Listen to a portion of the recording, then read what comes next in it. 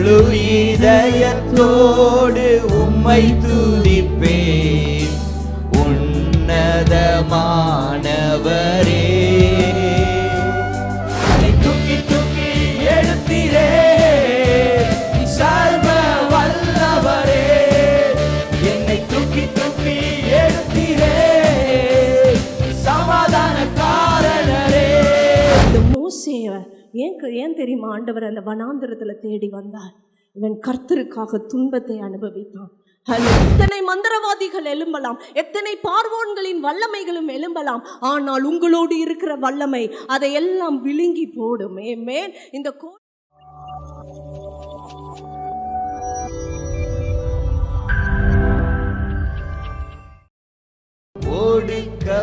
ஒடுக்கப்படுவோர்க்கு அடைக்கலமே, நெருக்கடி வேலையில் புகலிடமே, நெருக்கடி வேலையில் புகலிடமே, நெருக்கடி வேலையில் உன்னதமானவர் என் உறைவிடம், என் உறைவிடம் நீதானே,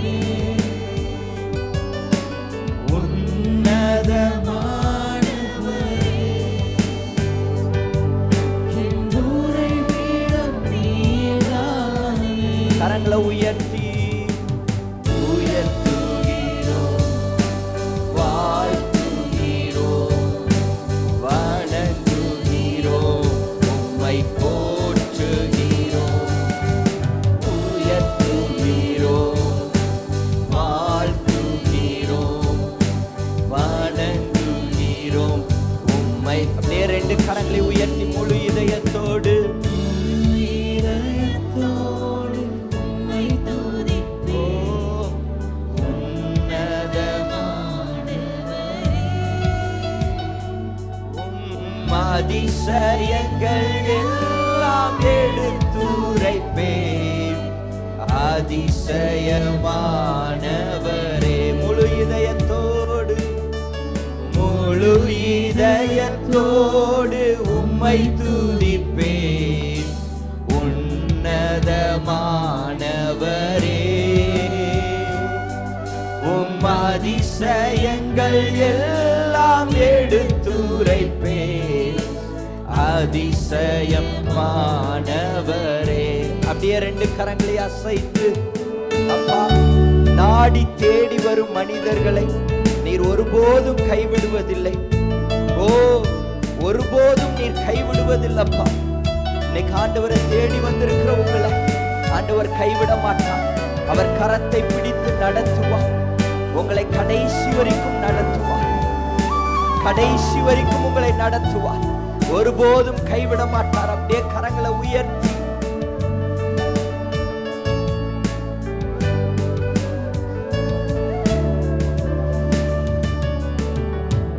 நாடி தேடி வரும் மனிதர்களை தகப்பன் கைவிடுவதே இல்லை. சொல்லுவோம், நாடி தேடி வரும் மனிதர்களை தகப்பன் கைவிடுவதே இல்லை, ஒருபோதும் கைவிடுவதே இல்லை, ஒருபோதும் கைவிடுவதே இல்லை.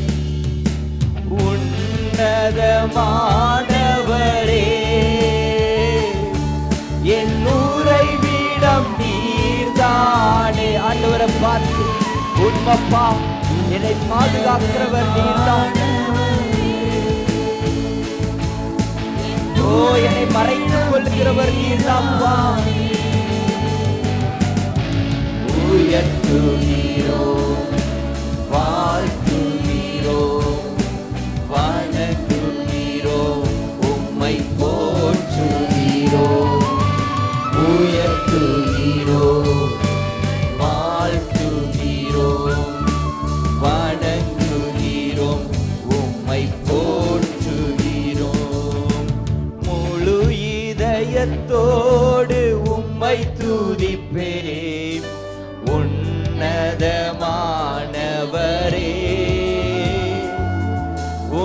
அதிசயங்கள் எல்லாம் அப்படியே கரங்களை அசைத்து உண்மைப்பா எனக்கு அதிசயத்தை செய்தீரே. முழு இதயத்தோடு உம்மை துதிப்பேன். உன்னதமானவரே,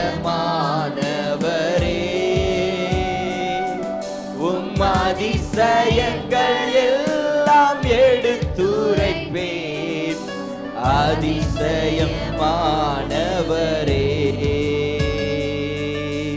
உன்னதமானவரே,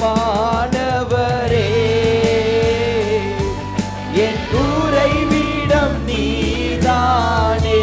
எல்லாரும் சேர்ந்து சொல்லுவோமா?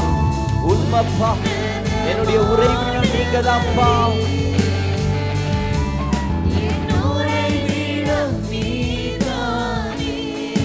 உயர்த்துகிறோம், உயர்த்துகிறோம், வாழ்த்துகிறோம், வணங்குகிறோம், உம்மை போற்றுகிறோம். உயர்த்துகிறோம், வாழ்த்துகிறோம், வணங்குகிறோம், உம்மை போற்றுகிறோம். நல்லா கரங்களை தட்டி தேவனை மகிமைப்படுத்துவோமா? சத்ருவின் கையிலிருந்து நம்மை விடுதலையாக்குகிற கர்த்தர். ஓ, வாதை உன் கூடாரத்தை அணுகாது, பொல்லாப்பு உனக்கு நேரிடாதுன்னு சொன்னது போல எல்லா வாதைகளிலிருந்தும் பொல்லாப்பிலிருந்தும் நம்மை தப்புவிக்கிற தேவனுக்கு நல்லா கரங்களை தட்டி நல்லா துதி கன மகிமையை செலுத்துவோமா? உமக்கே நன்றி அப்பா, நன்றி நன்றி நன்றி. எங்களை உயிரோடு வைத்திருக்கிறதற்காய் நன்றி. எங்களுக்கு ஜீவனை தந்ததற்காய் உமக்கு நன்றி. பிழைத்துக்கொள் என்று சொல்லி எங்களை பிழைக்க வைத்ததற்காய் உமக்கு நன்றி. முள்ளியின் பாதையில் எங்களை தோல்ல தூக்கி சுமந்ததற்காய் உமக்கு நன்றி. அநேகர் எங்களை வெறுக்கும் போது நீர் எங்களை வெறுக்காமல் எங்களை ஆற்றி தேற்றி அணைத்ததற்காய் உமக்கு நன்றி. அநேகரால கைவிடும் போது நீர் எங்களுடைய கரங்களை பிடித்து தூக்கி விட்டதற்காய் உமக்கு நன்றி.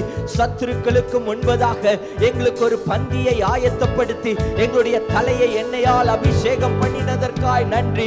ஓ, நான் மரண இருளின் பள்ளத்தாக்கில் நடந்தாலும் பொல்லாப்புக்கு பயப்படேன், தேவரீர் என்னோடு கூட இருந்ததற்காய் நன்றி. மரணம் வந்த நேரத்தில் என்னோடு கூட இருந்ததற்காய் நன்றி. சத்துரு கெச்சித்த நேரத்தில் என்னோடு கூட நீர் இருந்ததற்காய் நன்றி. போராட்டத்தின் நேரத்தில் என்னோடு கூட நீர் இருந்ததற்காய் நன்றி. என்னுடைய தலையை நிமிர பண்ணினதற்காய் ஸ்தோத்திரம் அப்பா. நல்லா கரங்களை தட்டி, இயேசு எனக்கு அதிசயத்தை செய்தார், இயேசு எனக்கு அற்புதத்தை செய்தார், என்னை வாளாக்காமல் தலையாக்கினார், கீழாக்காமல் மேலாக்கினார் என்று சொன்னார். நல்லா கரங்களை தட்டி இயேசுவுக்கு, ராஜாதி ராஜாவுக்கு, தேவாதி தேவனுக்கு லா ராகாபா சதாடாபா ரகாதாடா பலபல.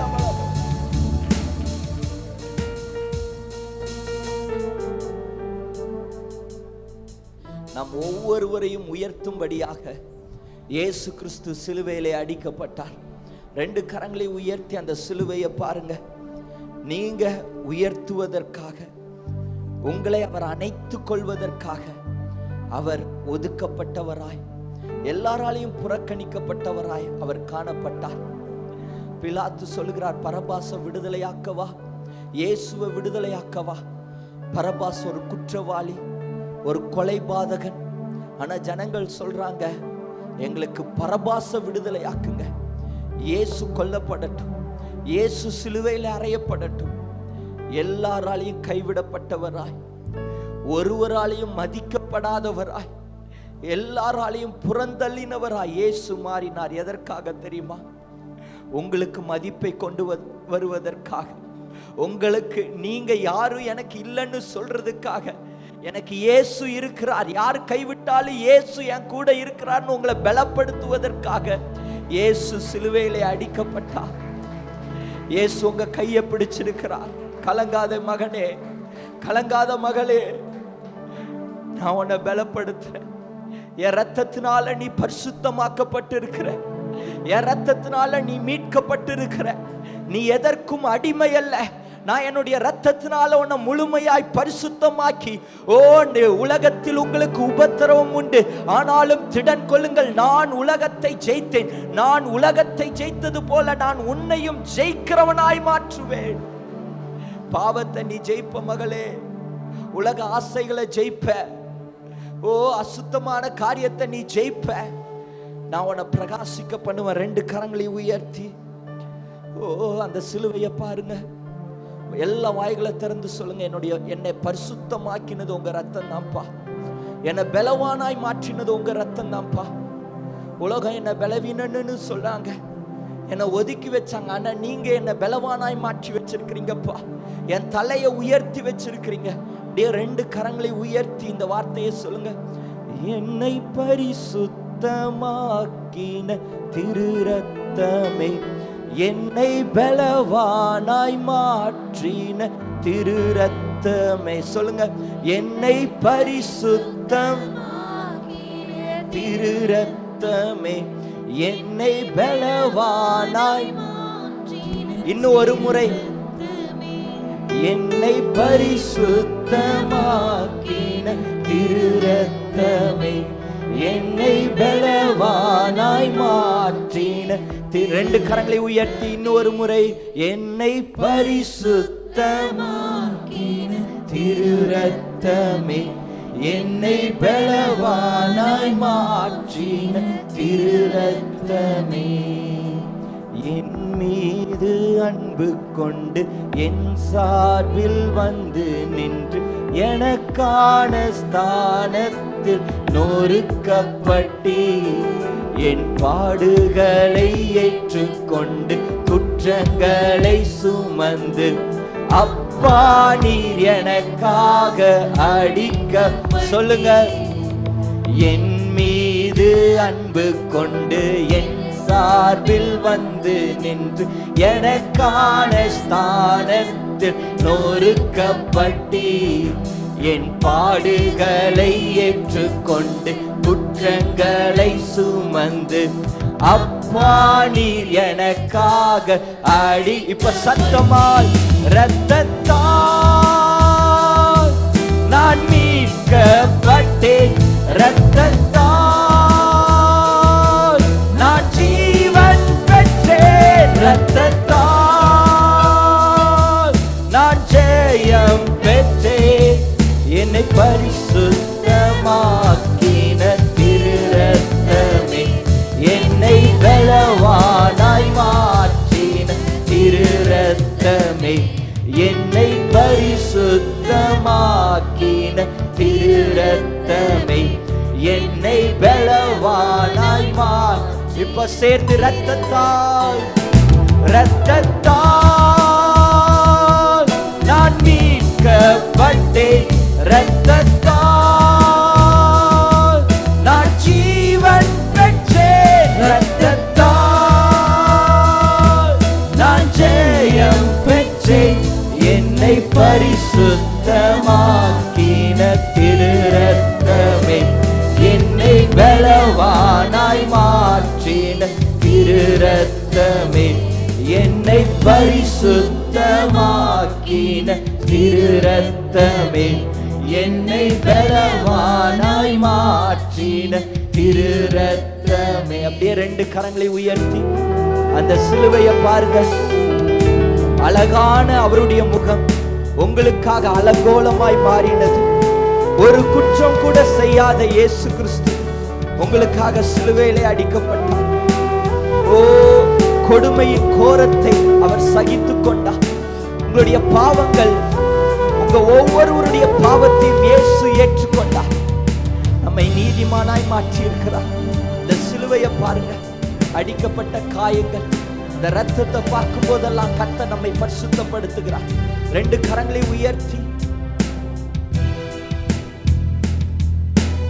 அழகான உம்முகம் அலங்கோலமானதே, கொடுமையின் கோரத்தை சகித்து கொண்டே, ஒரு குற்றம் கூட இல்லாமல் வஞ்சனையும் இல்லாமல் பழுதற்ற பரிசுத்தர் பலியானே.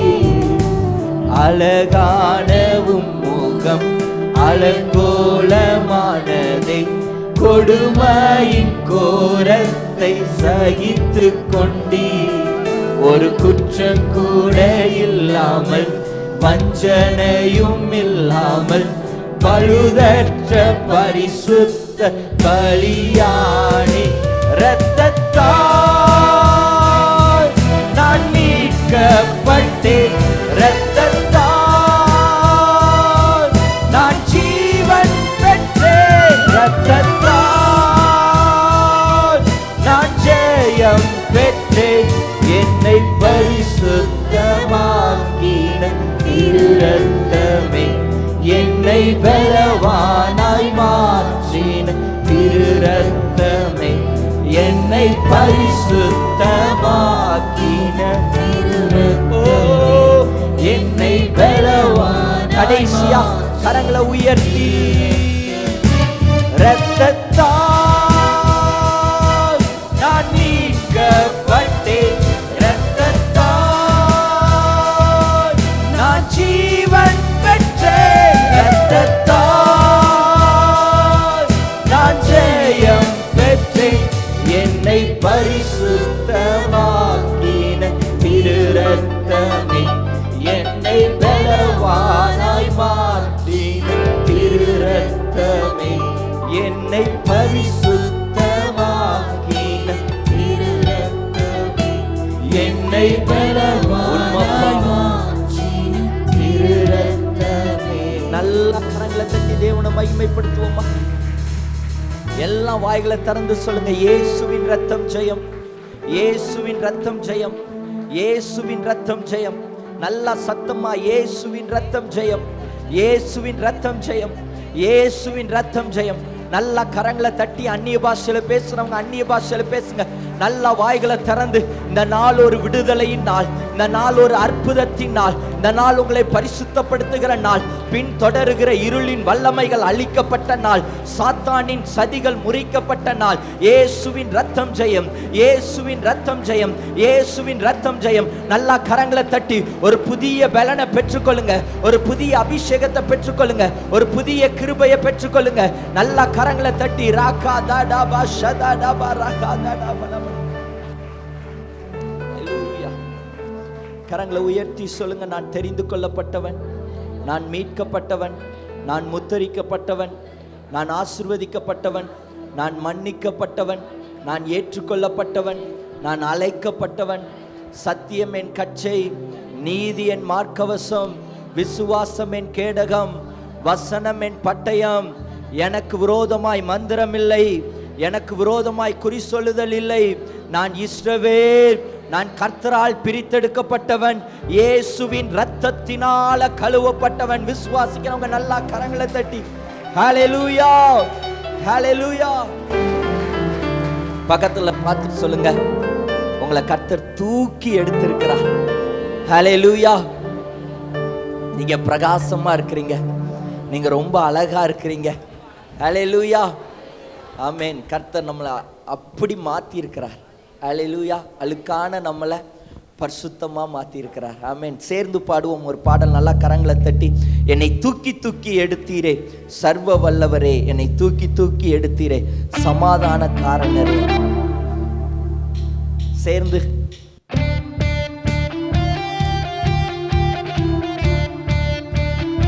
நல்லா கரங்களை தட்டி, உண்மைப்பா என்னை தூக்கி எடுத்ததற்காய் நன்றி.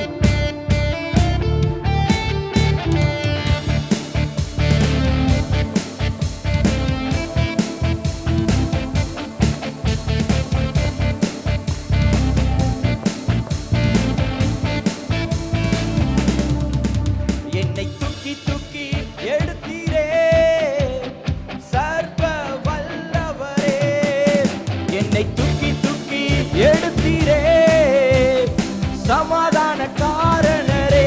சொல்லுவோம். என்னை தூக்கி தூக்கி எடுத்தீரே சர்வ வல்லவரே, என்னை தூக்கி தூக்கி எடுத்தீரே சமாதான காரணரே.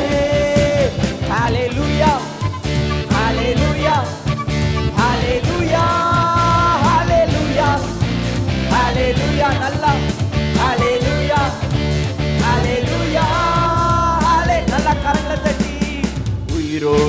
எழுந்த இயேசுவே நான் வாழுவேன் உமக்காகவே. உயிரோடு எழுந்த இயேசுவே நான் வாழுவேன் உமக்காகவே.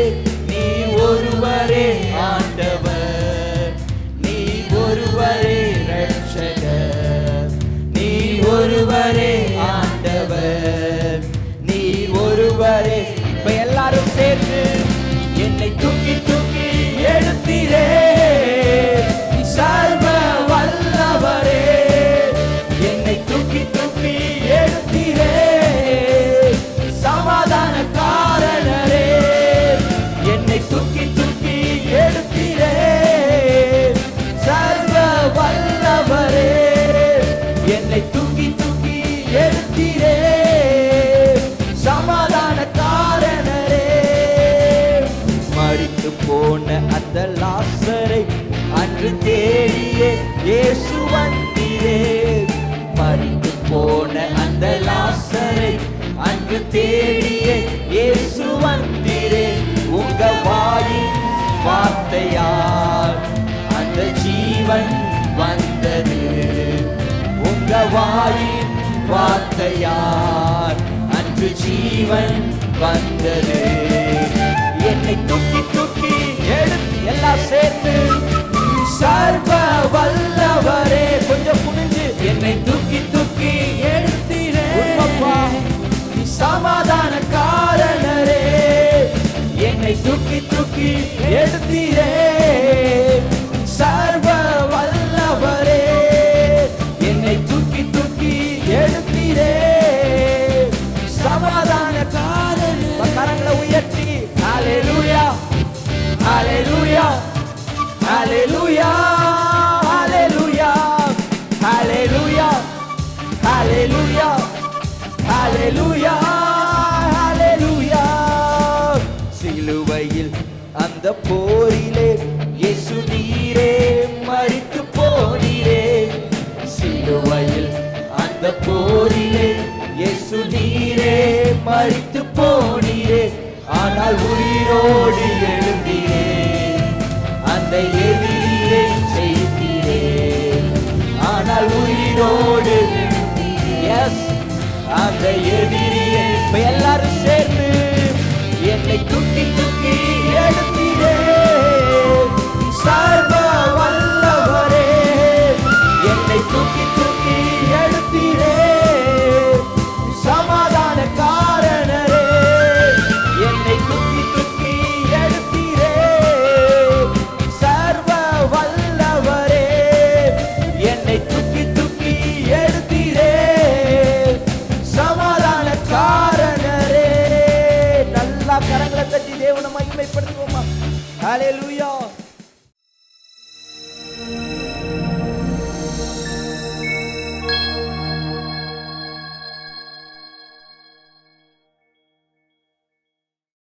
யாத்திராகமம் எழுதின புஸ்தகம் 4வது அதிகாரம் 2வது வசனத்தையும் 2 ராஜாக்கள் எழுதின புஸ்தகம் 4வது அதிகாரம் 2வது வசனத்தையும் நாம் வாசிக்கலாமா? கர்த்தர் அவனை நோக்கி உன் கையில் இருக்கிறது என்ன என்றார். ஒரு கோல் என்றான். 2 ராஜாக்கள் 4:2 எலிசா அவளை நோக்கி நான் உனக்கு என்ன செய்ய வேண்டும், வீட்டில் உன்னிடத்தில் என்ன இருக்கிறது என்று சொல் என்றான். அதற்கு அவள் ஒரு குடம் எண்ணெய் அல்லாமல் உமது அடியாளுடைய வீட்டில் வேறொன்றும் இல்லை என்றான். ஹல்லேலூயா. இந்த 2 வசனங்கள்லையுமே மனிதர்களுக்கு 2 மனிதர்களுக்கு ஒரே விதமான பதில் கொடுக்கப்படுகிறது. ஒரே விதமான பதிலை கர்த்தர் அவர்களுக்கு கொடுக்கிறார். 2 பேருமே வெறுமையின் பாதையில், தங்களுடைய வாழ்க்கையில் எக்ஸ்ட்ரீம் டிஸ்ட்ரெஸ்ல, எக்ஸ்ட்ரீம் வியாகுலத்தில், அவர்கள் வெறுமையில், வெட்கத்தில், அவமானத்தில் போய்கொண்டிருக்கிற இந்த இருவருக்குமே தேவனிடத்திலிருந்து ஒரே பதில் வருகிறது. இருக்கிறது. You have something in you. உன்னிடத்தில் இருக்கிறது. ஹல்லேலூயா. உன்கிட்ட இருக்கிறது. உன்னுடைய வெறுமையை மாற்றக்கூடியது, உன்னுடைய அவமானத்தை மாற்றக்கூடியது. மகளே, நீ சொல்லுகிறாய் என்னுடைய லைஃபோட எக்ஸ்ட்ரீம் எண்டுக்கு நான் வந்து நிற்கிறேன், நான் கலங்கி நிற்கிறேன். இனிமேல் என்னால் இந்த உலகத்தை ஃபேஸ் பண்ண I don't have any strength. எனக்கு எந்த பலனும் இல்லை. நான் கலங்கி தவித்து இங்கே நின்று கொண்டிருக்கிறேன். நான் வெறுமையை உணர்கிறேன், அவமானங்களை உணர்கிறேன். இப்படி சொல்லி கொண்டிருக்கிற இருவருக்குமே கர்த்தருடைய பதில் பரலோகத்திலிருந்து வருகிறது. You still have something in you. உன்னிடத்தில் இன்னும் இருக்கிறது. ஹல்லேலூயா. அப்பதான் ஆண்டவர் கேட்கிறார், உன்னிடத்தில் இருக்கிறது என்ன? எக்ஸோடஸ் யாத்ராகமம் 4:2 அதே பதிலை ஆண்டவர் சொல்லுகிறார். உன்னிடத்தில் இருக்கிறது என்ன? You have something. What is that? 2 ராஜாக்கள் 4:2 ஒரு ஊழியக்காரனின் மனைவியை பார்த்தும் கதறிக்கொண்டு ஊழியக்காரனிடத்தில் வருகிறாள். ஐயோ, என்னுடைய வாழ்க்கை முடிய போகிறதே, அவமானங்களும் நிந்தைகளும் என்னை மூடி இருக்கிறதே, நான் என்ன செய்யட்டும் என்று வந்து நிற்கிற அந்த மகளிடமும் அதே வார்த்தை இருக்கிறது, உன்னிடத்தில் இருக்கிறது. ஹல்லேலூயா. You have something in you. இன்றைக்கும் ஆண்டவர் உங்களை பார்த்தும் வெறுமையோடு வந்திருக்கிறீர்களா? வாழ்க்கையில் கடைசி கட்டத்திற்கு வந்திருக்கிறேன், என்னுடைய எதிர்காலம் இருட்டாய் இருக்கிறது, நான் என்னுடைய காலத்தில் நான் என்ன செய்ய போகிறேன், எல்லா கதவுகளும் அடைக்கப்பட்டு இருக்கிறது, நான் என்ன செய்ய வேண்டும் என்று குழம்பி நின்று கொண்டிருக்கிறேன் என்று பல கேள்வியோடு வெறுமையாய் இந்த இடத்தில் வந்திருப்பீர்கள் என்றால், இன்றைக்கு தேவனுடைய இந்த 2 மனிதர்களுக்கும் வந்த அதே பதில், உன்னை உயிர்ப்பிக்கக்கூடிய, உன்னுடைய அவமானத்தை மாற்றக்கூடிய, உங்களுடைய வெறுமையை மாற்றக்கூடிய ஒன்று, it is there still in you. Hallelujah. அது உன்னிடத்தில் இருக்கிறது மகளே, உன்னிடத்தில் இருக்கிறது மகனே என்று அவர் மோசேயை பார்த்து சொன்னார். யாத்ராகமம் 4:2 ஆண்டவர் அவனை பார்த்து சொல்லுகிறார். ஒரு முட்செடியின் அவர் மோசேக்கு முன்பாக தோன்றி, அங்கேதான் யாத்ராகமம் 3வது அதிகாரத்திலிருந்து கான்வர்சேஷன் இவங்க 2 பேர்த்துக்கும் ஸ்டார்ட் ஆகும். அவர் சொல்ற, நான் இருக்கிறவராகவே இருக்கிறேன், நான் உன்னை இப்படி பண்ணுவேன், நான் அப்படி பண்ணுவேன். பட் ஸ்டில் மோசே இங்கே வந்து அவன் கன்வின்ஸ் ஆகவே இல்லை. அவன் சொல்கிறான், ஆண்டவரே நீங்கள் என்ன, நான் எந்த இடத்துல உன்கிட்ட என்ன இருக்கிறது அப்படின்னு ஆண்டவர் கேட்குறாரு. அவன் சொல்கிறான், என்கிட்ட என்ன இருக்குது? I don't have anything. நான் எல்லாத்தையும் இழந்துட்டேன்ப்பா. இப்போ என்கிட்ட இருக்கிறது இந்த கோல் மாத்திரம்தான், கையில் ஒரு குச்சி இருக்குது. இது எதுக்கு? இந்த ஆடுகளை நான் மேய்ச்சிட்டு இருக்கிறேன் இந்த வனாந்தரத்தில். இந்த மோசே என்பவன் யார்?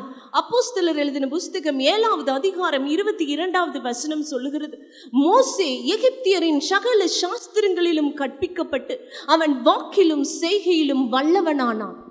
அவன் பேச்சில் வல்லவன், அவன் செய்கையில் வல்லவன். எப்பொழுது? அவன் எகிப்தில் இருந்தப்போ. He was so talented, he was so powerful.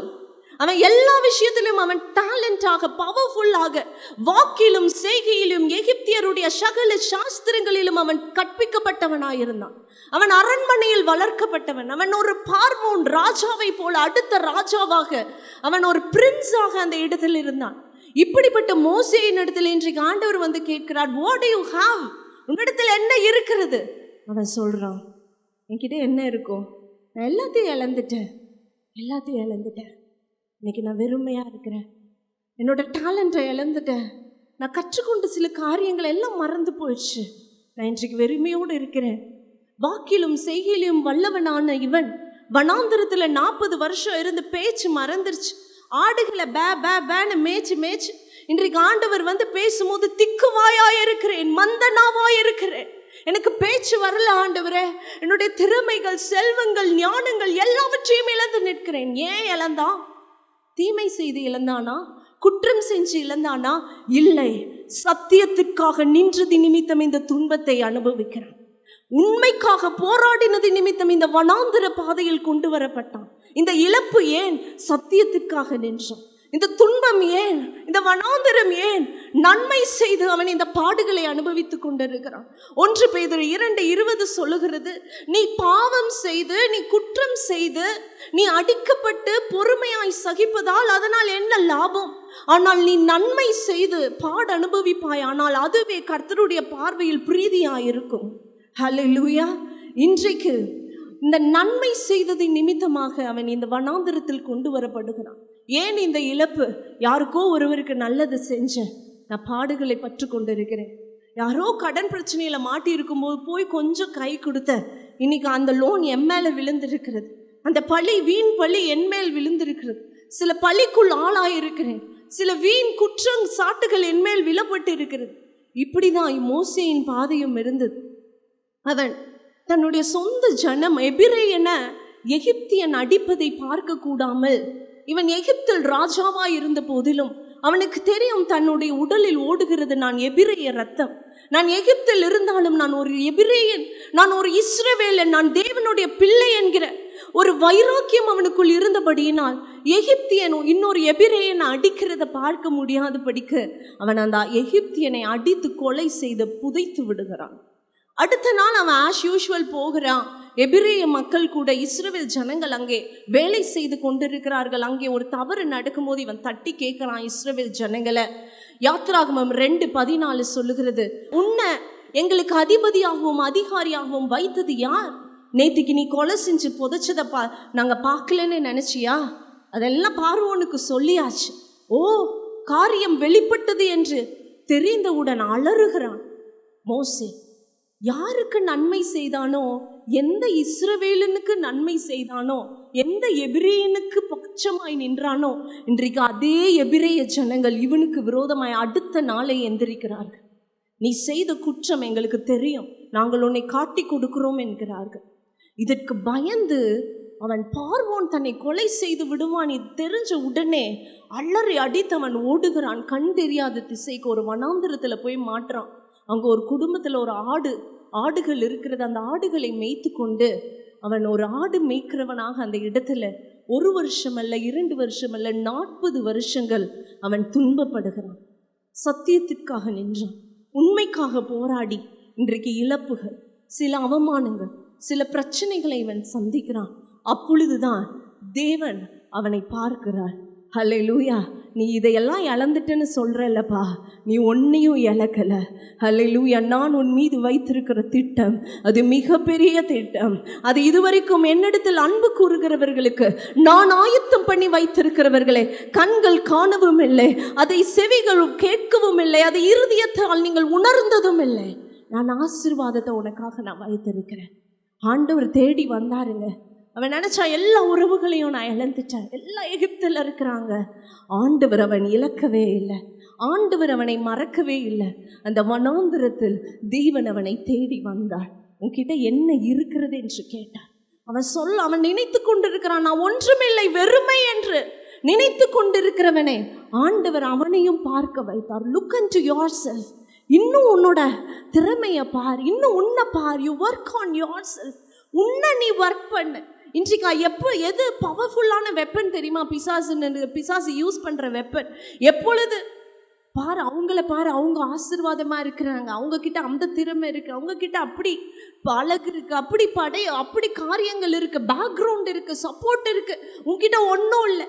நம்மக்கிட்ட இருக்கிற நிறைவுகளை மறைச்சு குறைவுகளை மாத்திரம் பிசாசு பெருசாக காண்பித்து மற்றவர்களிடத்தில் இருக்கிற நிறைவை நம்மக்கிட்ட பெருசாக காண்பிக்கும் போது அந்த இடத்துல ஒவ்வொரு மனுஷனும் நிச்சயமாகவே அவன் கொலாப்ஸ் ஆகிறான்.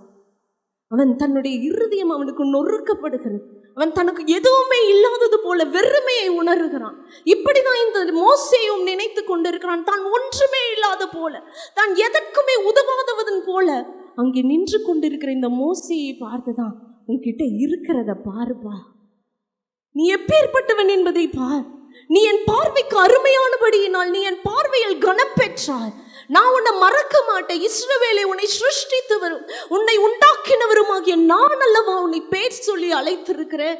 நான் உனக்கு மீட்டு கொடுப்பேன் அல்லவா. உன்னிடத்தில் இருக்கிற இந்த விலையேற பெற்ற ரட்சிப்பை பார், உன்னிடத்தில் இருக்கிற இந்த விலையேற பெற்ற அபிஷேகத்தை பார். யார் சொன்னா நீ ஒன்றும் இல்லை? யார் சொன்னா நீ ஒன்றுக்கும் உதவாதவன்னு? ஆண்டவர் வந்து உன்னை பாரு, உன்கிட்ட இருக்கிறது என்ன? ஹல்லேலூயா. இன்றைக்கும் சில நன்மைகளுக்காக நின்று, கர்த்தருக்காக சில இடங்களில் நின்று, சத்தியத்திற்காக நின்று, பாவத்தை எதிர்த்து நின்று அதனால் ஒதுக்கப்பட்டு இருக்கிறீங்களா? ரிஜெக்ஷனை ஃபேஸ் பண்ணுறீங்களா? கர்த்தர் உங்கள் பட்சமாக இருப்பார். கர்த்தர் என் பட்சத்தில் இருக்கும்போது மனுஷன் எனக்கு என்ன செய்வான்? ஹல்லேலூயா. தேவனே உங்கள் பட்சத்தில் இருக்கிறார். 2009 உலக யூஎஸில் உலக அழகி போட்டி நடந்தபோது அந்த உலக அழகி போட்டியில் ஃபைனல்ஸ் வரைக்கும் நிறைய ஜிகே கொஷின்ஸ் கேட்டு தான் அந்த க்ரௌனை கடைசியில் வைப்பாங்க. அந்த ஃபைனல்ஸில் கேரி பிரிஜின் அப்படிங்கிறவங்க அந்த ஃபைனல்ஸ் வரைக்கும் வந்துட்டாங்க. அவங்க அந்த ஷேஷ் அந்த க்ரௌன் அதெல்லாம் மாட்டுவதற்கு தயாராக இருக்கும்போது அவங்க கூட காம்படிட்டராக இன்னொரு லேடி நிற்கிறாங்க. இவங்க 2 பேர்த்துக்கும் இவங்க எல்லாவற்றிலும் அந்த மகளை விட இவங்க எல்லாவற்றிலும் மார்க்ஸ் அதிகமாக இருக்கிறாங்க. உலகமே எதிர்பார்த்துட்டு இருக்கு இந்த கேரி பிரிஜின் தான் உலக அழகியாக தேர்வு செய்ய போகிறார்கள் என்று. இப்போ கடைசி நேரத்தில் அவங்க கிட்ட ஒரு கொஸ்டின் கேட்கப்பட்டது. இந்த உலகத்தில் இப்பொழுது அதிகமாக பரவி கொண்டிருக்கிற இந்த சேம் செக்ஸ் மேரேஜ், இந்த ஆணும் திருமணம் செய்வது, பெண்ணும் திருமணம் செய்வது, இதை குறித்து நீங்க என்ன நினைக்கிறீங்க அப்படின்னு கேட்டும்போது இந்த கேரி பிரிஜின் உலக அழகி போட்டி அதனுடைய அந்த கிரீடத்தை வாங்க தயாராக இருந்தவங்க சொன்னாங்க. இந்த கொஸ்டினுக்கு அவங்க சொன்னாங்க, பைபிளில் ஆண் பெண் என்று 2 பாலினம் தான் இருக்கிறது. 3வது கர்த்தர் ஒரு பாலினத்தை படைக்கவில்லை. அப்படி ஒன்று உருவாகுமானால் அது ஆண்டவரால் உருவாகவில்லை, அது பாவம் என்று வேதத்தை எடுத்து காண்பித்து அவர்கள் அதற்கு எதிர்த்து நின்றார்கள். ஹல்லேலூயா. அதற்கு எதிர்த்து நின்றதின் மூலமாக அநேக எதிர்ப்புகள் அவர்களுக்கு கிளம்பின. அவர்களுக்கு கிடைக்க வேண்டிய அந்த கிரீடம், அந்த உலக அழகி பட்டம் பக்கத்தில் இருக்கிறவங்களுக்கு கிடைச்சது. அவங்க செகண்ட் பிளேஸ்க்கு தள்ளப்பட்டாங்க. கலங்கவே இல்லை. ஹல்லேலூயா. நான் சத்தியத்தை எதற்காகவும் நான் விலை போக மாட்டேன். இந்த சத்தியத்திற்காக நான் நிற்பேன். அழிந்து போகிற இந்த கிரீடத்திற்காக, அழிந்து போகிற இந்த காரியங்களுக்காக நான் ஒரு நாளும் விலை போக மாட்டேன் என்று தேவனுக்காக உறுதியாக வைராக்கியமாய் நின்றார்கள். செப்டம்பர் மாதம் சார்லி கிர்க் யூஎஸ்ஏல நீங்கள் எல்லாரும் சோஷியல் மீடியாவில் பார்த்துருப்பீங்க. சார்லி கிர்க் என்ற ஒரு 31 வயது வாலிபன். அவர் ஒவ்வொரு காலேஜாக போய் கேம்பெயின் நடத்தினார். அவர் ஒரு பொலிட்டீஷியன். ட்ரம்ப் கட்சிக்கு அவர் ஆதரவாய் செயல்பட்டவர். அவர் ஒவ்வொரு காலேஜாக போய் என்ன செய்தார்? அதிகமாக அமெரிக்காவில் பரவி கொண்டிருக்கிற கலாச்சாரம் எல்ஜிபிடி, ஓரினை சேர்க்கை கலாச்சாரம், இதற்கு எதிர்த்து நின்றார். ஒவ்வொரு காலேஜ் பையனுக்கும் போய் சத்தியத்தை எடுத்து அவர் சொல்லி, இப்படி இல்லைப்பா, பைபிள் கடவுளின் படைப்பு இது இல்லை, இப்படி நீங்கள் செய்யக்கூடாது என்று சொன்னார். திருமணத்திற்கு முன்பாக உறவு வைத்து கரு கலைப்பதை பகிரங்கமாக கண்டித்தார். இதற்காக அவருக்கு பெரிய அளவில் எதிர்ப்பு கிளம்பினது. ஒரு குழந்தை, அவருக்கு ஒரு பொம்பளை பிள்ளை 3 வயசு பொம்பளை பிள்ளை, ஒரு குழந்தை 1.5 வயசு குழந்தை ஆம்பளை பிள்ளை, 2 பிள்ளைகள், அழகான குடும்பம். 31 வயசு நிறைந்த அந்த வாலிபனை கடந்த செப்டம்பர் மாதம் சுட்டு கொன்னார்கள். ஹல்லேலூயா. எதற்காக? சத்தியத்திற்காக நின்றது நிமித்தம். அவங்க மனைவி சொன்னாங்க, அவங்க ஒரு மாடல். அவங்க சொன்னாங்க, நான் அந்த மனிதனை மன்னிக்கிறேன் என்று சொன்னார்கள். ஹல்லேலூயா. ஆமென். அவர்கிட்ட சார்லி கிர்க்கோட வீடியோஸ் பார்க்கும்போது அவர் சொல்கிறார், நீங்கள் அரசியலில் இருந்துட்டு ஆண்டவரை பற்றியே பேசிகிட்டு இருக்கீங்களே. அவர் சொன்னார், நான் அரசியலில் இருந்தால் மட்டும் இல்லை, எந்த ஃபீல்டில் இருந்தாலும் நான் இயேசுவை அங்கே கொண்டு போயே ஆவேன். இயேசுவை கொண்டு போக முடியாத ஒரு தொழில் எனக்கு தேவையில்லை. இயேசுவை கொண்டு போக முடியாத ஒரு வேலை எனக்கு தேவையில்லை. ஹல்லேலூயா. நீங்கள் நிற்கிற இடத்துல இயேசுவுக்காக நிற்கிறீங்களா? துன்பங்கள் வரலாம், போராட்டங்கள் வரலாம். நன்மை செய்து பாட அனுபவிக்கிறது நன்மை செய்து பாட அனுபவிக்கிறது இந்த பரலோகம் விரும்புகிறது. குற்றம் சுமத்தி நான் பாட அனுபவிக்கிறேன், பொறுமையாக இருக்கிறேன், வாட் இஸ் த யூஸ்? நன்மை செய்து தீமையை நன்மையினால் வெல்லுகிற கூட்டமாக கர்த்தர் இன்றைக்கு நம்மை பிரித்து எடுத்திருக்கிறார். அந்த சார்லி கிர்க் அவங்க மனைவி சொன்னாங்க, அவங்க மாடலிங்கில் இருக்கிறாங்க. அது எவ்வளவு உலக பிரகாரமான ஒரு ஃபீல்டு. அந்த ஃபீல்டுலேயும் போய் இயேசுவை பற்றி அவங்க சொல்லி கொண்டு இருக்கிறாங்க. அவங்க சொன்னாங்க, இது மாடலிங்காக இருந்தாலும் சரி, வேற எந்த ஃபீல்டாக இருந்தாலும் சரி, இயேசுவை நான் இந்த இடத்தில் கொண்டு வர முடியவில்லை என்றால் எனக்கு அந்த வேலை தேவையில்லைன்னு சொல்கிறாங்க. ஹல்லேலூயா. இன்றைக்கு நம்மளுடைய வாழ்க்கை எப்படி இருக்கிறது? அழிந்து போகிற செல்வங்களுக்காக இயேசுவை விட்டு கொடுக்கிறோமா? மண்ணுக்காக மாணிக்கமாக இயேசுவை இன்றைக்கு எவ்வளவு பேர் விட்டு கொடுக்கிறோம்? இந்த உலகத்தில் நான் ஒரு கிறிஸ்தவன் என்று, நான் இயேசுவை வணங்குகிறவன் என்று சொல்ல தைரியமற்ற கோழைகளாக எத்தனை நேரத்தில் நாம் நின்று கொண்டிருக்கிறோம். ஹல்லேலூயா. இந்த மோசேயை ஏன் தெரியுமா ஆண்டவர் அந்த வனாந்திரத்தில் தேடி வந்தார்? இவன் கர்த்தருக்காக துன்பத்தை அனுபவித்தான். ஹல்லேலூயா. நான் எகிப்தியரோடு பாவங்களோடு நான் அவ்வளவு பெரிய செல்வத்தை அனுபவிப்பதை பார்க்கிலும் என் ஜனத்தோடு நான் துன்பத்தை அனுபவிப்பதை அவன் தெரிந்து கொண்டான்.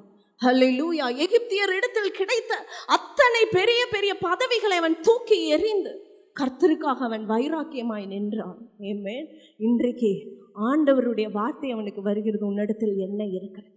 நான் சொல்லுகிறான், என்னிடத்தில் கோல் இருக்கிறது. ஆண்டவர் சொல்றார், போதும், இந்த கோலை வச்சு நீ இழந்தது அத்தனையும் நான் பல மடங்கு நான் உனக்கு திருப்பி தரப்போகிறேன். மார்க் எழுதின புஸ்தகம் 10வது அதிகாரம் 29, 30வது வசனங்கள் என்ன சொல்லுகிறது?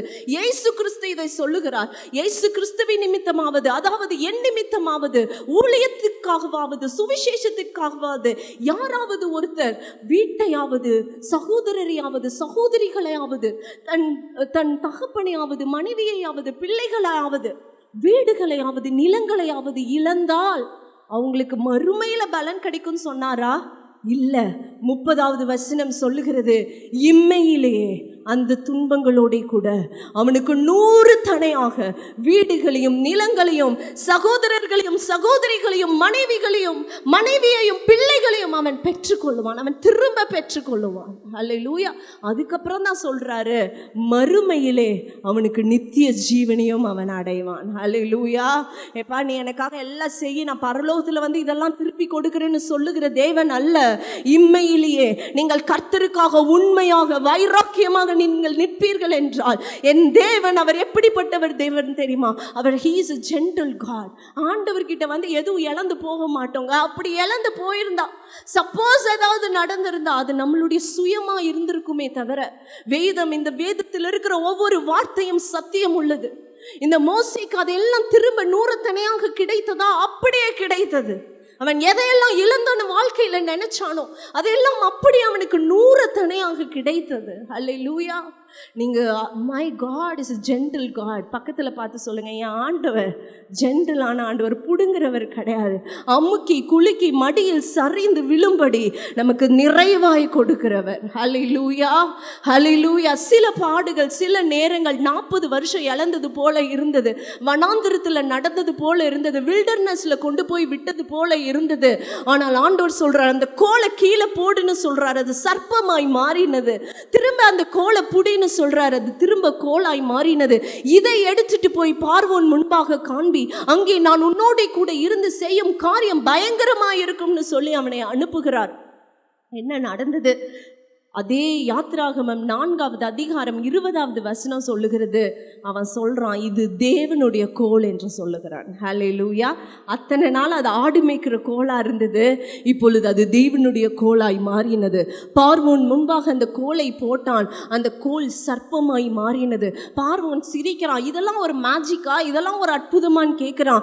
மந்திரவாதிகளை கூப்பிடுகிறான், எல்லா உலக அவனிடத்தில் இருக்கிற அத்தனை திறமையானவர்களை கூப்பிடுகிறான். அவங்களும் கோலை போடுறாங்க, அதே சர்ப்பமாய் மாறினது. ஆனால் மோசேயின் கோலோ அந்த சர்ப்பங்களை எல்லாம் விழுங்கி போட்டது. ஹல்லேலூயா. உனக்கு விரோதமாய் மந்திரம் இல்லை, உங்களுக்கு விரோதமாய் குறி சொல்லுதல் இல்லை. எத்தனை மந்திரவாதிகள் எழும்பலாம், எத்தனை பார்வோன்களின் வல்லமைகளும் எழும்பலாம், ஆனால் உங்களோடு இருக்கிற வல்லமை அதை எல்லாம் விழுங்கி போடும். ஆமென். இந்த கோல் எதை செய்தது? நைல் நதி, அதுதான் எகிப்துல ரொம்ப பெரிய பிரபலமான நதி. அந்த நதியை அடிக்கிறான், அப்படி அது ரத்தமாய் மாறினது. இன்னொரு இடத்துல அந்த செங்கடல் முன்னாடி நின்று, ரெட் சீ முன்னாடி நின்று இந்த கோலை நீட்டுகிறான், அந்த செங்கடலும் அவனுக்கு பிளந்து வழி விடுகிறது. இன்னொரு இடத்துல அந்த கட்பாறையை இந்த கோலினால் அடிக்கிறான், அதிலிருந்து தண்ணீர் நீரூற்றாய் பாய்ந்து வருகிறது. ஹல்லேலூயா. எவ்வளவு அற்புதங்கள் இந்த கோலை வைத்து கர்த்தர் செய்தார் தெரியுமா? இந்த ஒரு மனுஷனை வைத்து 1, 2 அல்ல, 6 லட்சம் புருஷர்களை மாத்திரம் எகிப்திலிருந்து வெளியே கொண்டு வந்தார். ஹல்லேலூயா. அப்ப எத்தனை மனைவிகள், எத்தனை பிள்ளைகள் இருந்திருப்பாங்க. ஹல்லேலூயா. அவன் 100 தனியா பெற்றுக்கிட்டானா? பெற்றுக்கொண்டான். அவன் இழந்த திறமையை வேதம் சொல்லுகிறது. மோசே தேவனோடு முகமாய் பேசினான். அவன் இழந்த பேச்சு, அவன் இழந்த திறமை எல்லாவற்றையும் பெற்றுக்கொண்டான் இந்த மோசே. ஆமென். தேவனிடத்தில் வந்து வெறுமையாய் அநேகமாய் போகிறவர்கள் என்பது யாருமே கிடையாது. அது சரித்திரத்தில் கிடையாது.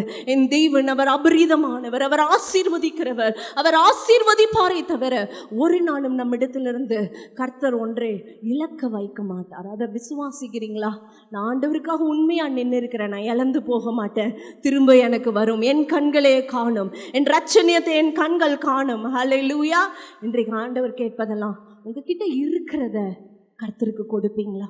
பிள்ளைங்க தான் என்கிட்ட இருக்கிறாங்கன்னு சொல்றீங்களா? அதை ஆண்டவருக்கு கொடுத்து பாருங்க. உங்ககிட்ட என்ன இருக்கிறதோ அதை கர்த்தருக்கு கொடுத்து பாருங்க. உங்களுடைய வேலை ஸ்தலத்தில் கர்த்தருக்காக வைராக்கியமாய் நின்று பாருங்க. பெரிய பெரிய காரியங்களை நடக்கிறத நீங்க பார்ப்பீங்க. ஹல்லேலூயா, ஆமென். அன்றைக்கு அமெரிக்க தேசம் நினைச்சது சார்லி கிர்க் ஒரு குரலை நம்ம அடக்கிட்டோம் அப்படின்னு நினைச்சது. செப்டம்பர் 21 நீங்க யூடியூப் போய் செக் பண்ணீங்கன்னா இதுவரைக்கும் அமெரிக்க தேசத்தில் அப்படிப்பட்ட ஒரு கூட்டம் கூடினதே கிடையாது. அவருடைய ஆறுதல் கூட்டத்துக்கு திரளான ஜனங்கள் கூடினார்கள். இதுவரைக்கும் பைபிள் வாங்காதவங்கெல்லாம் போய் புக் ஸ்டால்ல போய் பைபிள் கொடுங்கன்னு கேட்குறாங்க. இதுவரைக்கும் சர்ச்சுக்கு போகாதவங்கெல்லாம் சர்ச்சுக்கு போக ஆரம்பிச்சாங்க. இந்த செப்டம்பர் அக்டோபர்ல ஒரு பெரிய எழுப்புதல் அமெரிக்க தேசத்தில் நடந்து கொண்டிருக்கிறது. ஹல்லேலூயா.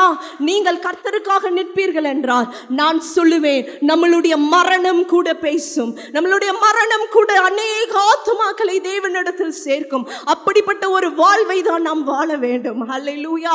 இந்த உலகத்தில் ஏனோ தானோ என்று ஒளிந்து ஒளிந்து கோழையை போல் வாழ்ந்து கொள்ள கர்த்தர் நம்மை அழைக்கவில்லை. நம்மளுடைய தேவன் யார்? அவர் பராக்கிரமம் உள்ளவர். ஹல்லேலூயா. வாசல்களே உங்கள் கதவுகளை திறவுங்கள், அநாதி கதவுகளை உங்கள் கதவுகளை திறவுங்கள். யார் இந்த மகிமையின் ராஜா?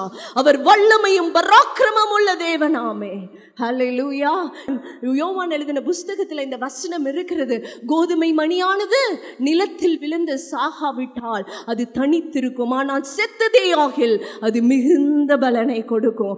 ஆமென். இன்றைக்கு கர்த்தர் உங்கள் ஒவ்வொருவரையும் கோதுமை மணியாக பார்க்கிறார். கர்த்தருக்காக பாடுகளை சகிக்க ஆயத்தமா?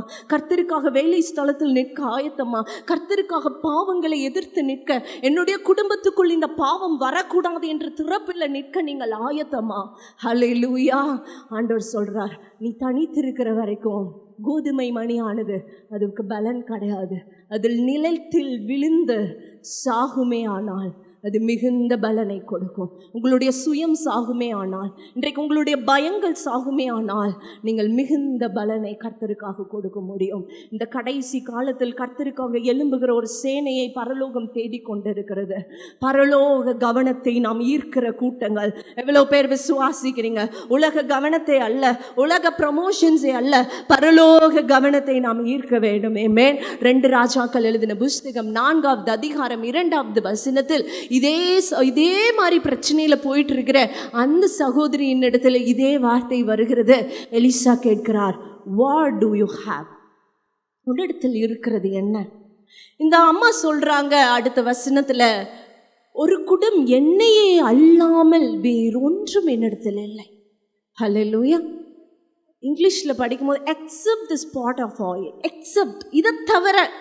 நீங்கள் சொல்லுவீங்க இல்லையா, ஐயோ நம்ம வீட்டில் இந்த ஓட்ட சைக்கிளை தவிர ஒன்றும் இல்லை, அப்படி சொல்கிறீங்களா? என்கிட்ட என்ன இருக்குது, இந்த படிப்பு இந்த சமையலை தவிர எனக்கு ஒன்றும் தெரியாது சிஸ்டர்னு சொல்கிறீங்களா? ஒரு வேளை மரம் ஏறுற தொழிலை தவிர எனக்கு ஒன்றும் தெரியாது, உங்ககிட்ட இருக்கிறத இதை தவிர அப்படி சொல்கிறீங்களா? இப்படி தான் இந்த அம்மாவும் எலிசா கிட்ட போய் சொன்னாங்க, என்கிட்ட இந்த இதை தவிர, this is used for nothing, இதை வச்சு ஒரு பிரயோஜனமும் இல்லை. அப்படிங்கும் போது தான் நம்ம இதை தவிர அப்படின்னு சொல்லுவோம் இல்லையா? இதை தவிர, எங்கள் வீட்டில் இருக்க இந்த ஓட்ட மெஷினை தவிர, இந்த தொழிலில் இதை தவிர, வாட் டு ஐ ஹேவ், இதை தவிர என்கிட்ட என்ன இருக்கு? அதே மாதிரி தான் இந்த எண்ணெயை பார்த்து இந்த அம்மா சொன்னாங்க, இதை தவிர I don't have anything else, என்கிட்ட வேற எதுவுமே இல்லை. ஆனால் எலிசா சொன்னார், கண்டுபிடிச்சிட்டல என்ன இருக்குன்னு, போதும், யுவர் மிராக்கிள் ஹஸ் ஸ்டார்டட், உன்னோட அற்புதம் திறந்து விட்டது மகளே. ஹல்லேலூயா. ஆமென். எண்ணெய், அபிஷேகம். உன்கிட்ட என்ன இருக்கு? என்கிட்ட ஜெபத்தை தவிர ஒன்றும் இல்லைன்னு சொல்றீங்களா? ஐயோ இந்த அபிஷேகத்தை தவிர எனக்கு ஒன்றும் தெரியாது, எனக்கு இந்த 2 பாட்டை பாடுறதை தவிர ஒன்றும் தெரியாது, நான் உள்ள உட்கார்ந்து ஆண்டவர்கிட்ட அழுகிறதை தவிர ஒன்றும் எனக்கு தெரியாது, இதை தவிர என்னிடத்தில் ஒன்றும் இல்லை என்று கலங்கி நின்று கொண்டிருக்கிறீர்களா? ஆண்டவர் சொல்றார், அதை எடு வெளியில. ஹல்லேலூயா. அதை வெளியே எடுத்தால் என்ன நடந்தது தெரியுமா? அவள் அதை வெளியே எடுத்த உடனே ஆண்டவர் சொல்றார், பக்கத்துல போய் எல்லா பாத்திரத்தை வாங்கு, வெறும் பாத்திரத்தை வாங்கு, நீயும் 2 பிள்ளைங்களும் உள்ள போங்க, கதவை பூட்டுங்க. இப்போ இதை தவறேன்னு சொன்னீல, ரொம்ப அற்பமா ஒரு பொருளை சொன்னல, அதை ஊற்ற ஆரம்பி.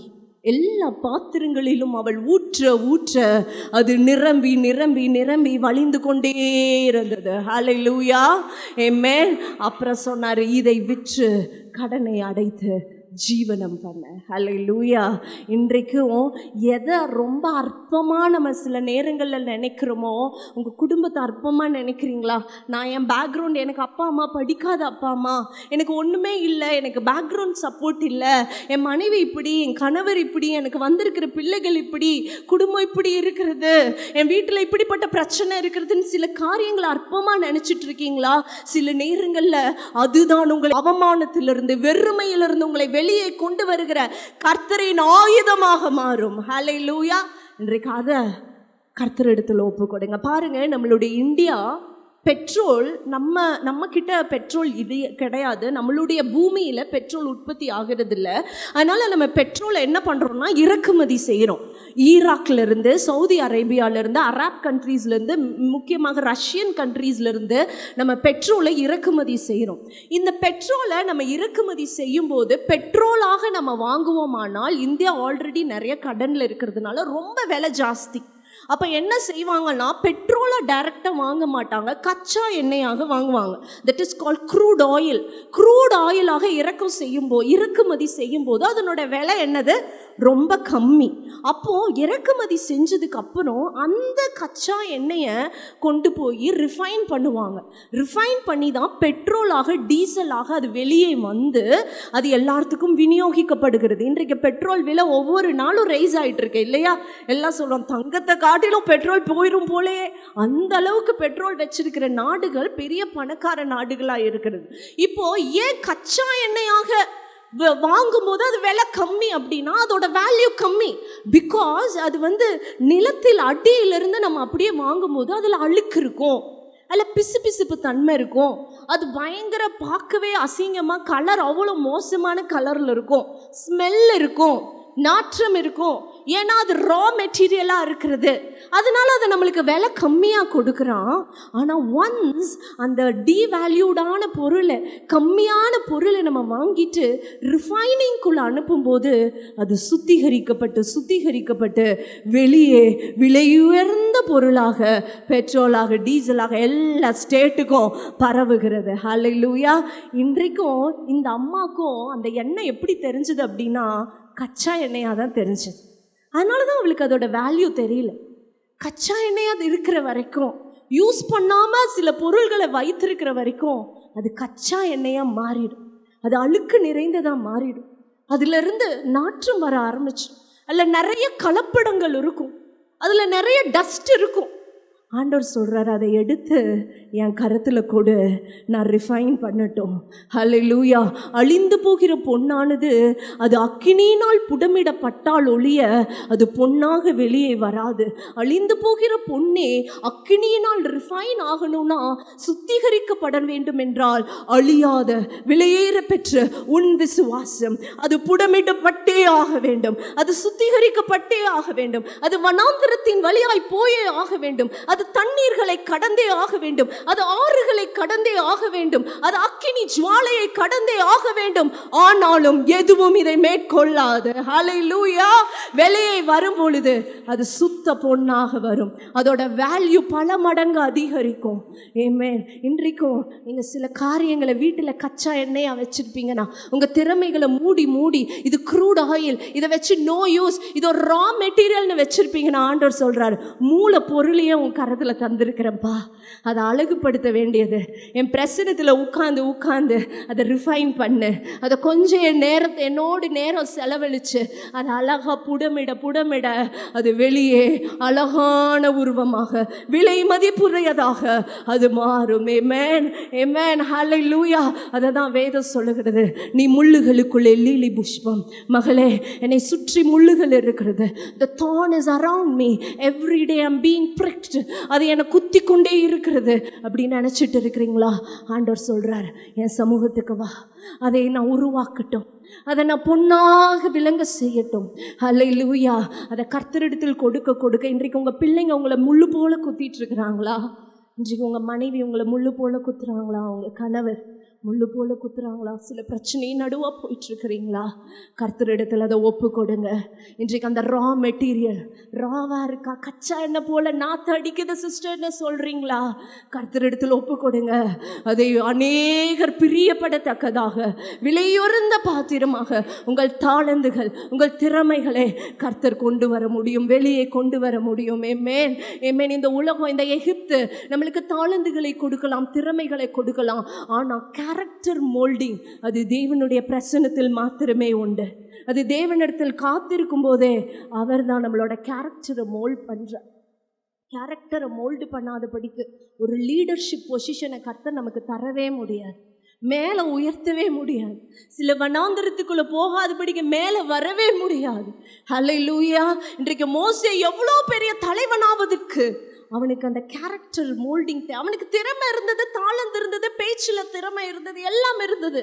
ஆனால் பொறுமை இல்லை, நிதானம் இல்லை, சில காரியங்களில் அவனுக்கு அன்பு இல்லை, எதுவும் இல்லாமல் இருந்தது. அதுக்கு தான் அந்த வனாந்தர போஸ்டிங். ஹல்லேலூயா. வனாந்தரத்தில் கர்த்தர் நடத்தி அவனுடைய குணங்களை உருவாக்க இன்றைக்கு அவன் ஒரு கூட்டத்தை அல்ல பல கூத்திரங்களை நடத்துகிற மகா பெரிய தலைவனாக எழும்பி நின்றான். ஆமென். அந்த சகோதரி ஃபஸ்ட்டு என்ன பண்ணாங்கன்னா, ஆண்டவர் எலிசா என்ன சொன்னார், ஃபஸ்ட்டு டிஸ்கவர் பண்ண, உங்ககிட்ட என்ன இருக்குது அதை கர்த்தர்கிட்ட சொல்லு, தேங்க்ஸ் சொல்லு. இன்றைக்கி என்னைக்காவது உங்ககிட்ட இருக்கிறதுக்கு ஆண்டவருக்கு நன்றி சொல்ல இருக்கிறீங்களா? Discover, delight. இப்போது அதை டெவலப் பண்ண, நன்றி செலுத்துங்க டெய்லியும். எதுவுமே இல்லைன்னு நீங்கள் ஆண்டவர்கிட்ட சொல்லிட்டு இருக்கிறீங்க. ஆனால் ஒரு கூட்டம் அன்னைக்கு ஜோயல் தாமஸ் பாஸ்டர் சொல்கிறாங்க, ரீகன் ஹோம்ஸ் அப்படிங்கிறவர் வீல் சேரில் நடந்த ஸ்டேஜுக்கு மேலே ஏறி வந்து, எந்த உயிருள்ள நாட்கள் எல்லாம் ராஜா நீர் செய்த நன்மைகளை உண்மையே புகழ்ந்து பாடுவேன் அவங்க பாடிட்டு இருக்கிறாங்க. ஹல்லேலூயா. கால் இல்லாதவங்க, கை இல்லாதவங்க, ஆசீர்வாதம் இல்லாதவங்க, பேக்ரவுண்ட் இல்லாதவங்க, ஒரு சப்போர்ட்டும் தன்னோட லைஃப்பில் இல்லாதவங்க காலையில் 5 மணிக்கு எந்திரித்து தேவ உம்முடைய கிருபையை காண எனக்கு உதவி செய்யும், நான் ஏதாவது உமக்காக செய்ய வேண்டும், என்னை பயன்படுத்தும் என்று ஒரு கூட்டம் கதறிக்கொண்டு இருக்கிறது. ஆனால் ஒரு கூட்டம் தேவனை கேள்வி கேட்டு குறை பேசி கொண்டிருக்கிறது. கர்த்தர் யாரை ஆசீர்வதிப்பார்? கர்த்தருடைய கிருபை யார் மீது இருக்கும்? கர்த்தரை உண்மையாய் தேடுகிறவர்களுக்கும் அவருக்கு நன்மை செய்கிறவர்களுக்கும் அவருக்கு நன்றி சொல்லுகிறவர்களுக்கும் கர்த்தருடைய கிருபை அளவில்லாமல் இறங்கும். ஹல்லேலூயா. Be thankful for what God has done in your life.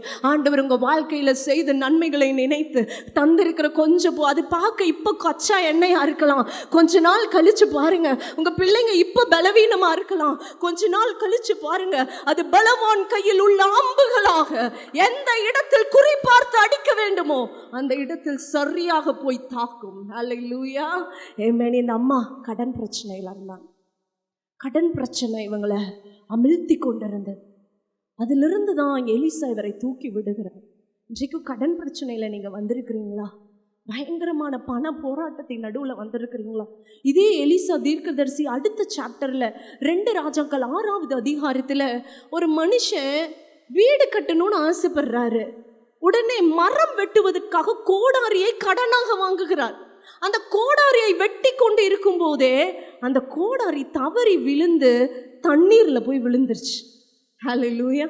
தண்ணீரில் போய் விழுந்த உடனே இந்த கோடாரியை பார்த்து பதறான் அந்த மனுஷன். பக்கத்தில் ஊழியக்காரர் எலிசா நிற்கிறாரு. உடனே ஒரு வார்த்தை சொல்கிறான், இது கடனாக, ஐயோ கடனாக வாங்கப்பட்ட கோடாரி, நான் என்ன பதில் சொல்லுவேன்?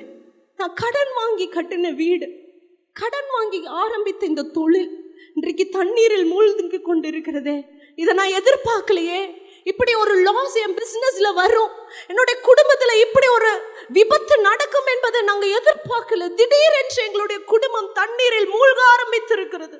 அதான் அந்த மகளும் சொல்லுறா எலிசா கிட்ட வந்து, ஐயோ என் பிள்ளைகளை கடனாளிகள் வந்து கேட்கிறாங்க, நாங்கள் என்ன செய்வோம்? கோடாரி கடனாய் வாங்கி நாங்கள் செய்த இந்த ஆரம்பித்த இந்த தொழில், இந்த ஆசீர்வாதம், இந்த வீடு, வாங்கின வண்டி இன்றைக்கு இப்படி நாசமடைகிறது. இப்படி தண்ணீரில் நாங்கள் அமிழ்ந்து கொண்டிருக்கிறோமே எங்களுடைய குடும்பம். ஹல்லேலூயா. நான் 2 கடனாளிகளை பைபிள்ல சொன்னேன். இந்த 2 கடனாளிகளும் எப்படி வெளியே வந்தாங்க தெரியுமா? தேவனுடைய வார்த்தைக்கு கீழ்ப்படிந்தது உடனே அவர்கள் வெளியே தூக்கப்பட்டார்கள். ஹல்லேலூயா. அமிழ்ந்து கொண்டிருந்த அந்த கோடாரி என்னைக்காவது மேலே வருமா தண்ணியில் போயிடுச்சுன்னா? ஆனால் எலிசா அந்த கொம்பை வெட்டி அந்த தண்ணியில் போட்டு உடனே உள்ளே போன அந்த கோடாரி மேலே மிதந்தது. ஹல்லேலூயா. உங்கள் குடும்பம் இன்னைக்கு கீழே அமுங்கிட்டு இருக்கிறா. சில கடனாளிகள் நீங்கள் வெளியே தலை காட்ட முடியாதபடிக்கு சில பிரச்சனைகளின் நடுவில் போய்கொண்டு இருக்கிறீங்களா? அவமானத்தின் நடுவில் போய்கொண்டு இருக்கிறீங்களா? உங்கள் உழைப்பை எல்லாம் யாரோ எடுத்துக்கொண்டு போகிறது போல இருக்கிறதா? ஒன்று தான் இன்றைக்கு உங்களை விடுதலையாக்கும். அது தேவனுடைய வார்த்தை. ஹல்லேலூயா. தேவனுடைய வார்த்தையே அல்லாமல் இது ஒரு பயங்கரமான பிசாசு. கடந்த நாட்கள் ஒரு பிரதர் கிட்ட பேசிட்டு இருந்த, நல்ல ஒரு கான்ட்ராக்ட் பிசினஸ் பண்ணிட்டு இருந்தவர் திடீரென்று ஒரு வேலையை எடுத்தார். தானே முதலீடு போட்டு அவங்க அதை செஞ்சாங்க. இல்லை பயங்கர நஷ்டம். ஆண்டவருக்காக நல்லா ஓடுகிற மனுஷர் இப்படி அவங்க லைஃப்பில் இப்படி போயிட்டுருக்கேன்னு நாங்கள் அவங்க ஹஸ்பண்டையும் ஒய்ஃபையும் கூப்பிட்டு பேசினப்போ தாரையாய் கண்ணீர் வடிக்கிறாங்க. ஹல்லேலூயா. வாங்கிட்டு வர சம்பளத்தை அப்படியே போய் கடன்காரங்களுக்கு நாங்கள் கொடுத்துட்டு வரோம். மாதம் 50,000 நான் வட்டி மட்டும் கட்டுறேன் சிஸ்டர். ஹல்லேலூயா. நான் தொழிலா எனக்கு அங்கே கான்ட்ராக்ட் கிடைக்காதா, இங்கே கான்ட்ராக்ட் கிடைக்காதா, நான் அலைஞ்சு வாங்கி மாதம் 50,000 நான் வட்டி கட்டுறேன். தெரியாமல் இது இவ்வளோ பெரிய பிரச்சனையில் என்னை மாட்டி விடும்னு தெரியாமல் இப்படி நான் போய் சிக்கிட்டேன். தெரியாமல் பின்பாக ஒரு பிசாசின் கிரியை இருக்கிறது. ஒவ்வொரு கடனுக்கும் பின்பாக இது ஒரு ஆவி, பொல்லாத ஆவி. நாங்கள் ஜோமணி அனுப்பிச்ச தேவனின் வார்த்தையே அல்லாமல் பிரதர் வேற எதுவும் உங்களை விடுதலை ஆக்க முடியாது. இன்றைக்கு ஒழுங்கா ஆண்டவருடைய வார்த்தையை டெய்லி வீட்டில் உட்காந்து படிக்கிறாங்க. தேவனுடைய கட்டளைகளுக்கு குடும்பமாய் கீழ்ப்படுகிறாங்க. இன்றைக்கு அவர்கள் குடும்பம் கொஞ்சம் கொஞ்சமாக மேலே வந்து கொண்டு இருக்கிறது. ஹல்லேலூயா. இன்றைக்கு என் குடும்பம் நல்லா போயிட்டு இருந்தது. கடன் வாங்கி இதை செஞ்சோம், அமிழ்ந்துட்டோம். we are finished. கீழே போயிட்டு இருக்கிறோம் நினைக்கிறீங்களா? உங்களை தூக்கி விடக்கூடிய ஒரு வல்லமை, மேலான வல்லமை, அது தேவனுக்கு மாத்திரமே இருக்கிறது. ஹல்லேலூயா. 2 ராஜாக்கள் 4வது அதிகாரம் 7வது வசனம் சொல்லுகிறது, அந்த எண்ணெய் நிரம்பி வழிந்ததுக்கு அப்புறம் அந்த ஊழியக்காரனுடைய வார்த்தைக்கு, தேவனுடைய வார்த்தைக்கு கீழ்ப்படிந்த உடனே என்ன நடந்தது தெரியுமா? எலிசா சொல்றாரு, எப்பா நீ போய் சந்தோஷமா வாழுன்னு சொல்லவே இல்லை. ஃபர்ஸ்ட் வார்த்தை எலிசா சொல்றாரு, நீ போய் கடனை அடைத்து மீந்ததில் ஜீவனம் பண்ணு. ஹல்லேலூயா. இதை போய் விற்று இன்னைக்கு நீ பிஸ்னஸில் நல்லா வந்துட்ட, தேவனுடைய வார்த்தையை பிடிச்சி மேலே வந்துட்டு இருக்கிறீங்க. ஃபஸ்ட்டு போய் கடனை அடைத்து மீந்ததில் ஜீவனம் பண்ணுங்கள். ஹல்லேலூயா. ஏனென்றால் என் ஆண்டவருக்கு தெரியும், கடன் உங்களை நிம்மதியாய் வாழ முடியாது. கடன் உங்களை நிம்மதியாக வாழ விடாது.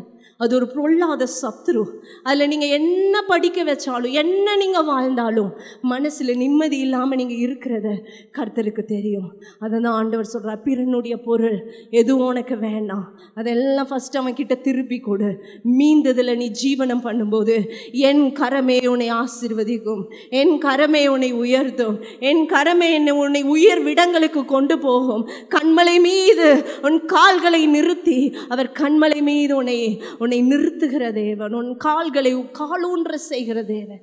இன்றைக்கும் காலை ஊழ முடியல, கவலையோடு கஷ்டத்தோடு இருக்கிறீங்களா? கர்த்தர் உங்ககிட்ட இருக்கிறதை வைத்து, இருக்கிறவராக இருக்கிற தேவன் இன்றைக்கு இருக்கிறவைகளை வைத்து உங்களை பல மடங்கு ஆசீர்வதிக்க வல்லமை உள்ள தேவனே, நீங்களும் நானும் தேடி வந்திருக்கிறோம். எல்லாரும் கண்களை மூடி ஆண்டவரை நோக்கி பார்ப்போமா? ஹல்லேலூயா, ஹல்லேலூயா. ஆண்டவர் மோசேயின் இடத்தில் கேட்டார். ஆமென். அப்படி எல்லாரும் எந்திரித்து நின்று ஆண்டவர் இடத்தில் ஜெபம் பண்ணுங்க. அன்றைக்கு மோசேக்கு அவன் இழந்தது போல இருந்தது, எல்லாவற்றையும் கர்த்தர் அவனுக்கு திரும்ப கொடுத்தார். இந்த மகளுக்கு அவள் இழந்த எல்லாவற்றையும் கர்த்தர் திரும்ப கொடுத்தார். கடன் பிரச்சனையிலிருந்து அவளை மீட்டு எடுத்தார். ஹல்லேலூயா, ஹல்லேலூயா. நன்மைக்காக போராடி கொண்டு இருக்கிறீர்களா? சத்தியத்துக்காக சில ரிஜெக்ஷனை ஃபேஸ் பண்ணி கொண்டு இருக்கிறீர்களா? கர்த்தருடைய கரமே உங்களை உயர்த்தும். கர்த்தருடைய பலத்த கரத்துக்குள் இன்றைக்கு நீங்கள் இருக்கிறீர்கள். எல்லா சத்தத்தை உயர்த்தி ஜெபம் பண்ண ஆரம்பிக்கலாமா? கர்த்தர் இன்றைக்கு உங்களோடு பேசின வார்த்தைகளை ஆண்டவரோடு சொல்ல ஆரம்பிங்க. என் பட்சத்தில் நீர் இருக்கிறீர் ஆண்டவரே. ரேபா லஷா தரா தரா தரா. சத்துரு உங்களை தொட விட மாட்டார். சத்துரு உங்களை தொட விட மாட்டார். ஹல்லேலூயா. என் மலவாளியே, நீ அடைக்கப்பட்ட தோட்டம், நீ மறைவு கட்டப்பட்ட நீர் ஊற்று, நீ முத்தரிக்கப்பட்ட கிணறு அல்லவா. நான் உன்னை எப்படி கைவிடுவேன், உன்னை எப்படி மறப்பேன்? கர்த்தருடைய கரத்தில் நீங்கள் இருக்கிறீர்கள். உங்களை ஒருபோதும் மறவாத ஒரு தேவன் நம்மோடு இருக்கிறார். அன்பார்ந்தவர்களே, ஒவ்வொரு ஞாயிற்றுக்கிழமையும் ஏராளமான ஜனங்கள் நமது ஆலயத்திற்கு வந்து விடுதலை, சுகம், ஆசிர்வாதம் மற்றும் சமாதானம் பெற்று செல்கின்றனர். நமது சபையின் ஆராதனை நேரங்கள்: ஒவ்வொரு ஞாயிற்றுக்கிழமை தோறும் முதலாம் ஆராதனை அதிகாலை 5 மணிக்கும், இரண்டாம் ஆராதனை காலை 7 மணிக்கும், மூன்றாம் ஆராதனை காலை 9 மணிக்கும், நான்காம் ஆராதனை மாலை 6:30 மணிக்கும் நடைபெறும். முதல் 3 ஆராதனைகளையும் நீங்கள் நேரடியாக சபையின் யூடியூப் வலைதளத்தில் உள்ள IPA கிணத்துக்கடவு சேனலில் உலகத்தின் அனைத்து பகுதிகளிலும் இருந்து பார்த்து பயனடையலாம். சிறுவர்களுக்கான ஓய்வு நாள் பள்ளி முதலாம் ஆராதனையில் காலை 6 மணிக்கும், இரண்டாம் ஆராதனையில் காலை 8 மணிக்கும், மூன்றாம் ஆராதனையில் காலை 10 மணிக்கும் நடைபெறும். வாலிபர் கூடுகை ஒவ்வொரு மாதமும் முதல் ஞாயிற்றுக்கிழமை அன்று காலை 9 மணிக்கு வாலிபர்களுக்கான விசேஷித்த கூடுகை நடைபெறும். எண்ணெய் பூசி சுகமளிக்கும் வாக்குத்தத்த ஆராதனை ஒவ்வொரு மாதத்தின் 1ஆம் தேதி அதிகாலை 5 மணிக்கும் காலை 10 மணிக்கும் நடைபெறும். கட்டுகளை அவிழ்க்கும் உபவாச ஜெபம் ஒவ்வொரு மாதமும் 3ஆம் வெள்ளிக்கிழமை காலை 10 மணிக்கு நடைபெறும். இதில் ஒவ்வொருவருக்காக தனிப்பட்ட முறையில் பிரார்த்தனை ஏறெடுக்கப்படும். விடுதலை உபவாச ஜெபம் ஒவ்வொரு மாதமும் கடைசி சனிக்கிழமை அன்று காலை 10 மணிக்கு நம் தேசத்திற்காக பாரத்தோடு ஜெபங்கள் ஏறெடுக்கப்படும். ஒவ்வொரு வியாழக்கிழமை தோறும் ஆண்களுக்கான ஜெப கூடுகை புதிய ஆலயத்திலும், பெண்களுக்கான ஜெப கூடுகை பழைய ஆலயத்திலும் மாலை 7 மணிக்கு நடைபெறும். ஒவ்வொரு புதன்கிழமை அன்றும் வாலிப சகோதரர்களுக்கான ஜெப கூடுகை மாலை 7 மணிக்கு நடைபெறும். ஒவ்வொரு ஞாயிற்றுக்கிழமை அன்று வாலிப சகோதரிகளுக்கான ஜெப கூடுகை மாலை 5 மணிக்கு ஜூம் மீட்டிங்கில் நடைபெறும். நமது சபையில் தினமும் காலை 10 மணி முதல் 2 மணி வரை சபைக்காகவும் தேசத்திற்காகவும் ஜெபங்கள் ஏறெடுக்கப்படும். இக்கூட்டங்களில் கலந்து கொண்டு தேவ ஆசிர்வாதம் பெற யாவரையும் அன்புடன் அழைக்கிறோம். எங்களது முகவரி: IPA ஜெப ஆலயம், சர்வம் தியேட்டர் பின்புறம், பொள்ளாச்சி மெயின் ரோட், கிணத்துக்கடவு, 642109. ஜெப உதவிக்கு 9443435618 9488873284.